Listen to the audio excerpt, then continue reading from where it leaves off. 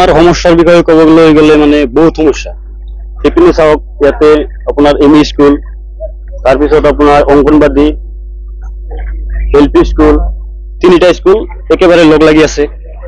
ইয়াতে বজাৰ আছে, ইয়াতে আপোনাৰ এনেকুৱা সমস্যা হৈছে আপোনাৰ 6 মাহ ধৰি। ইয়াতে পানী, ভৰপূৰ পানী হা। স্কুলৰ ল'ৰা ছোৱালী, সৰু সৰু ল'ৰা ছোৱালী যাব পৰা অৱস্থাত নাই, স্কুলত যাব নোৱাৰে। সিদিনা তো ডাইৰেক্ট একদম পানীৰ তলত গৈছিল, ময়ো উঠাইছো একদম মোৰ দোকানৰ সন্মুখৰ পৰা। এনেকুৱা অৱস্থা হৈছে।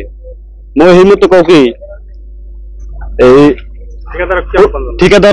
ঠিকাদাৰ বিলাকক অতি সোনকালে এই ৰাস্তাটো যাতে সোনকালে কৰি দিয়ে, তাৰ বিষয়ে আমি আবেদন কৰো।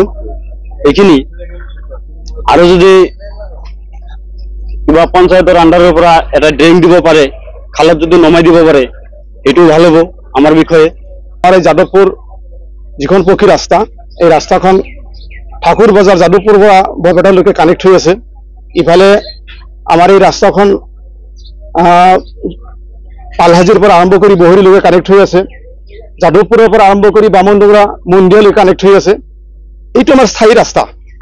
এই ৰাস্তাৰ আমাৰ এই যাদৱপুৰ বজাৰৰ লগতে আমাৰ এমই, এলপি, অংগনবাদী আদি কৰি বহুতো শিক্ষা অনুষ্ঠান ইয়াত জড়িত হৈ আছে।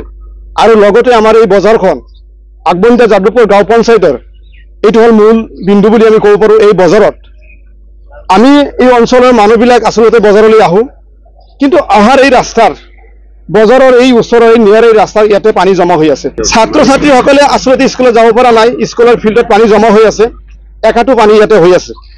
আৰু এনেকুৱা দুৰ্যোগপূৰ্ণ ক্ষেত্ৰত আমি আচলতে জগৰীয়া কৰিছোঁ ৰাস্তাৰ কৰ্তৃপক্ষসকলক। ৰাস্তাৰ কৰ্তৃপক্ষসকলে আচলতে ৰাস্তা কৰা নাই।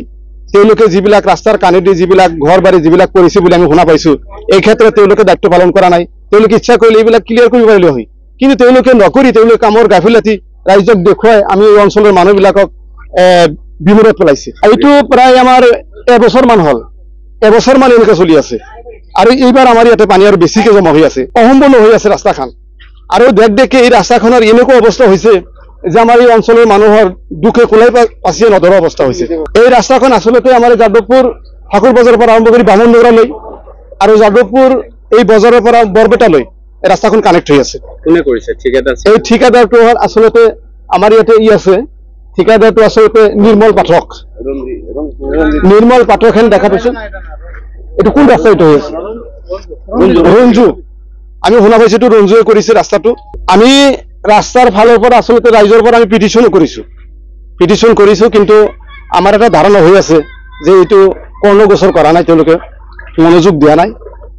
ইতিমধ্যে আমি শুনা পাইছো এই ৰাস্তাৰ চাৰ্কুল অফিচাৰ আহিছে, কিন্তু আহিলে যদিও কিমানখিনি বা ফলভূত হ'ব এইটো পিছত চোৱা যাব। কিন্তু বৰ্তমান যিটো আমাৰ অৱস্থা হৈছে, আমাৰ এই অঞ্চলৰ শৈক্ষিক অৱস্থা, সামাজিক অৱস্থা আদি কৰি বিভিন্ন ক্ষেত্ৰত আমি মানুহৰ সমাজৰ চলাফুৰাৰ ক্ষেত্ৰত আমি বাধা পাইছোঁ।